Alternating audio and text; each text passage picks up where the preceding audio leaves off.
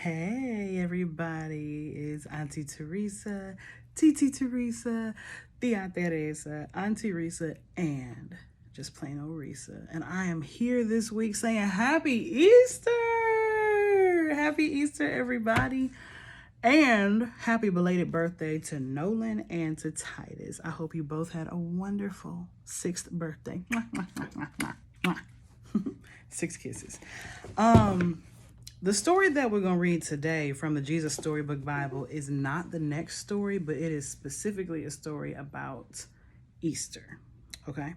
So, I'm going to do 2 stories actually. One is about the day that Jesus gave his life on the cross so that we could live forever with God in heaven. And so we can know him now. And the second story is about when he came back to life, okay?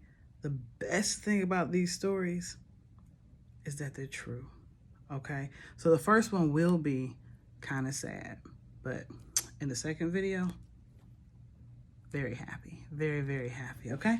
So let's look at this. The Jesus Storybook Bible, every story whispers his name. By Sally Lloyd-Jones, illustrated by Jago. So the first story we're going to do is called The Sun Stops Shining. And if you're following along, this starts on page 302, okay? And this is the story of the crucifixion from Matthew chapter 27, Mark chapter 15, Luke chapter 23, and John chapter 19. So I highly recommend to the grown-ups to check those out this weekend, okay? The sun stops shining. So you're a king, are you? The Roman soldiers jeered. Then you'll need a crown and a robe. They gave Jesus a crown made out of thorns and put a purple robe on him and pretended to bow down to him. Your Majesty, they said. Then they whipped him and spat on him. They didn't understand that this was the Prince of Life, the King of heaven and earth, who had come to rescue them. The soldiers made him a sign, our King, and nailed it to a wooden cross. They walked up a hill outside the city. Jesus carried the cross on his back.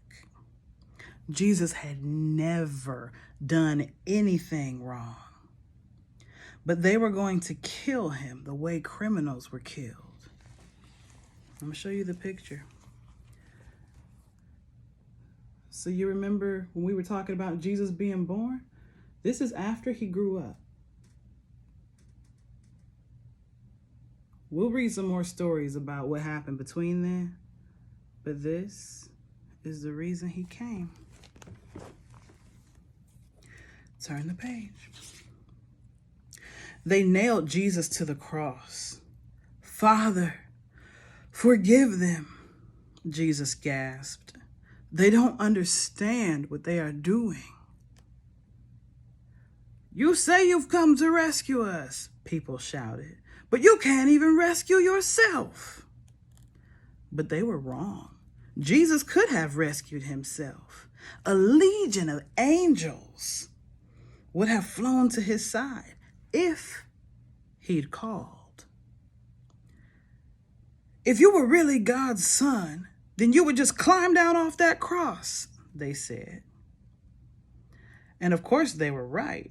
Jesus could have climbed down. Actually, he could have just said a word and made it stop, made it all stop.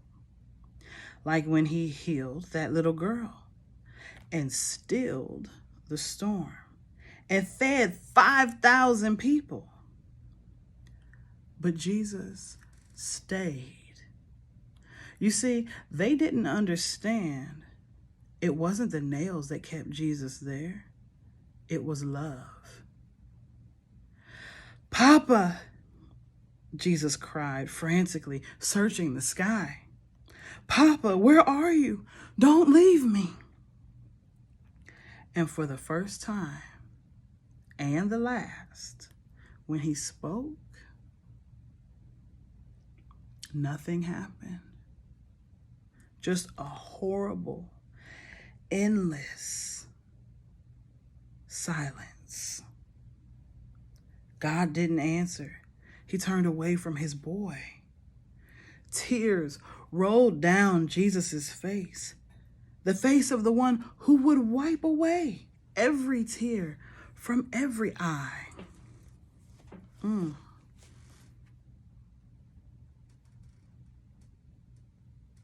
Yeah, it's very sad. He was being punished, but he never did anything wrong. Turn the page. Even though it was midday, a dreadful darkness covered the face of the world. The sun could not shine. The earth trembled and quaked. The great mountains shook. Rocks split in two, until it seemed the whole world would break. That creation itself would tear apart. The full force of the storm of God's fierce anger against sin was coming down on his own son instead of his people. It was the only way God could destroy sin and not destroy his children, whose hearts were filled with sin. Then Jesus shouted out in a loud voice, "It is finished!" And it was. He had done it. Jesus had rescued the whole world.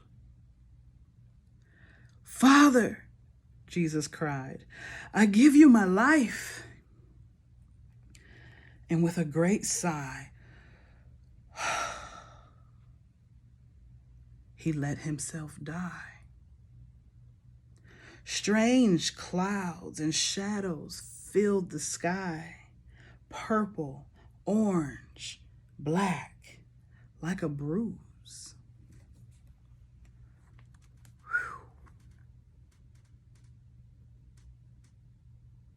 Whew. I know this is a hard story to hear, but we'll see what happens.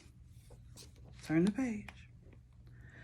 Jesus' friends gently carried Jesus.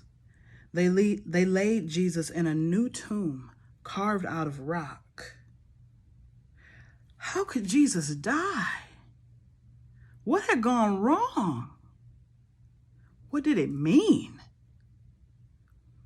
They didn't know anything anymore, except they did know their hearts were breaking. "That's the end of Jesus," the leader said. But just to be sure, they sent strong soldiers to guard the tomb. They hauled a huge stone in front of the door to the tomb so that no one could get in or out. Wow. So yes, that is a very sad day.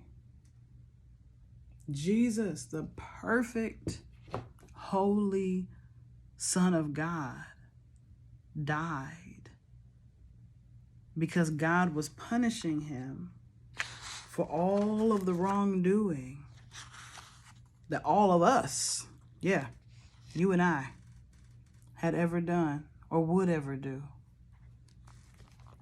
Because God had to punish sin, but he wanted us to live. So Jesus took our punishment instead. So it's a very serious story, but it's good news for us because it means because he got punished, we don't have to get punished by God when we believe in Jesus, okay? So now I will send to you the next story, because today, the day that we call Good Friday, is good because we remember that Jesus forgave us. But it's hard because that's the way he did it. But on the third day after Good Friday, something incredible happened, okay? That will be the next story coming right up.